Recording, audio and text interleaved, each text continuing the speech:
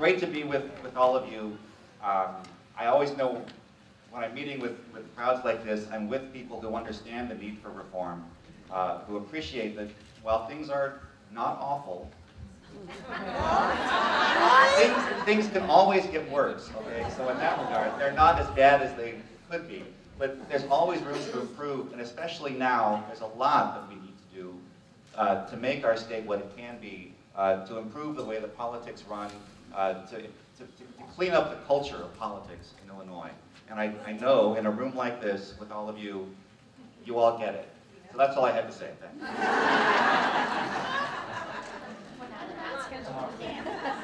Because this room is very different from rooms in Springfield. I know many of you have spent time in Springfield. Springfield is a very different kind of place. There are some good people there.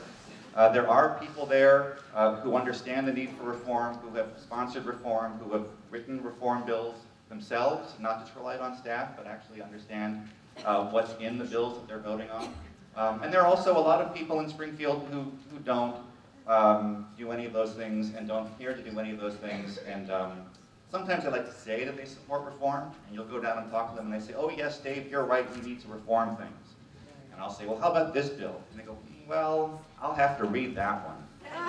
Or I'll have to study that and get back to you. Or, well, I'm with you for reform, but I can't vote for that because there's a lot of that in Springfield, and not so much in this room. So it's great to be here with all of you. And we have an opportunity right now, this year, going forward, to really enact some reforms. I mean, I think if we can't do it now, this is a moment that doesn't come along often. And there are efforts to do that. Now, we just had a long slog through the Capitol to get a pay-to-play bill. And I know many of you were active in that and familiar with what it took to make that bill happen. But I think it's instructive to go over what that pay-to-play bill entailed, because we can learn a lot from that, and both about how to advance reform and also where we are right now in terms of passing reform. The pay-to-play bill, I always said it was a good little bill. It's a good bill because it puts a very important principle into state law and sends a very important message to people that, state contractors really should not be giving huge campaign contributions to the official who oversees that contract. That it's hard to argue that the state gets better services because a contractor can give the official who oversees the contract $100,000 after the contract gets signed. That's really all the bill said. Is that if you're a contractor, then we're going to put a line in the sand and you can't give to that official. And many people, when you say that to them, and it doesn't take long to say that, say, oh, of course that makes sense. It took us about 4 years to get that enacted into statute.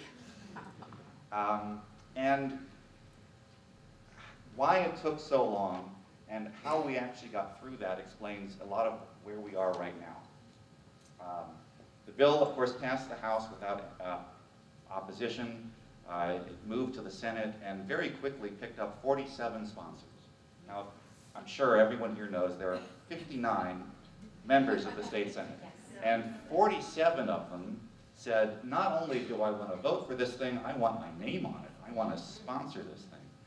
And then the bill sat for about a year without a committee hearing, without being assigned out for any of the normal legislative process,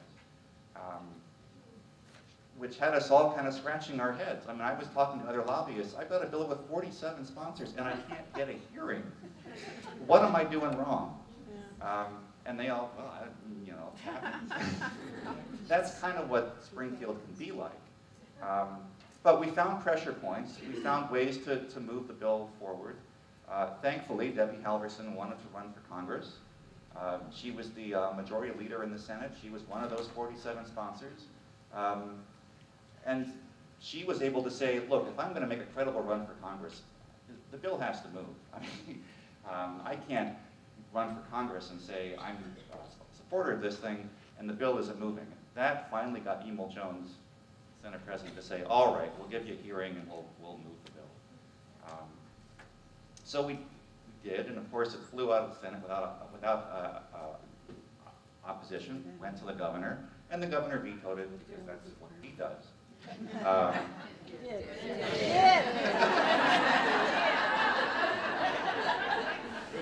That's what he did for a long time, up until Thursday. And yes, let's talk about Thursday. We'll get to Thursday.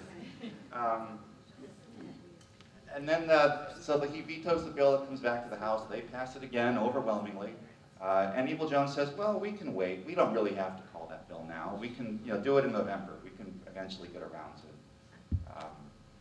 And all of us are saying, no, you can't. You've got 15 days by the Constitution for you to take action on this. And there's an election coming up, and the voters deserve to see this actually happen. And actually, you may remember, it took a phone call from Barack Obama to Senator Jones saying, just call the bill already. And if you're serious, call the bill. So Evil Jones said, all right, as a personal favor to Barack Obama, I'm going to call the bill. And it became law, and we won. And that's a great thing. And that's part of what resulted in the arrest on December 9th. But we'll get to that too. That's the kind of context that Springfield can be. You have a good idea, simple, straightforward, cleanly written, lots of support. It still can be a long slog to get something enacted. And that's why I'm thrilled to be with you today, because you get it, because you understand that if it's worth doing now. And if it's a good idea, then we shouldn't play games with it. We should get together and work on it and enact the thing. So it's great to be with reformers like you. I've been meeting a lot in the last month or so with what I like to think of as the usual suspects. Reform groups you might expect are reform groups. Paula Lawson's been terrific. Jan Zarnick has been great. We've been meeting with HERD and Better Government Association, a whole range of reform groups who get it and do the right thing. We've also been getting phone calls from some unusual suspects, people you wouldn't think of. The most surprising call for me was from the road builders, quite frankly, who said they want to talk about how we can work together. If the road builders are saying we need reform, it's an opportunity. I mean, we should meet with them. We should hear them out. We should see what we can do together. That's the kind of moment that we're in. And there's also a lot of change in Springfield that gives me a lot of hope right now. Not only are reformers energized, not only are groups that are not ordinarily reformers talking about reform, but things in Springfield have changed. The first one, of course, is that we have a new Senate president.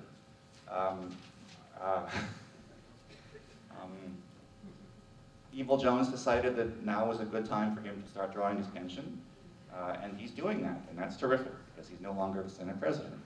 And I hope that means that when bills get to 47 sponsors, they'll actually get committee hearings. John Cullerton was one of those 47. He was someone who early on said, this is a bill that we should do. I think he's going to be far more independent of our ex-governor, and far more thoughtful in his approach to reform issues. So that's good. And the other, of course, big change as of Thursday is we have a new governor. Rod Blagojevich was a real disappointment.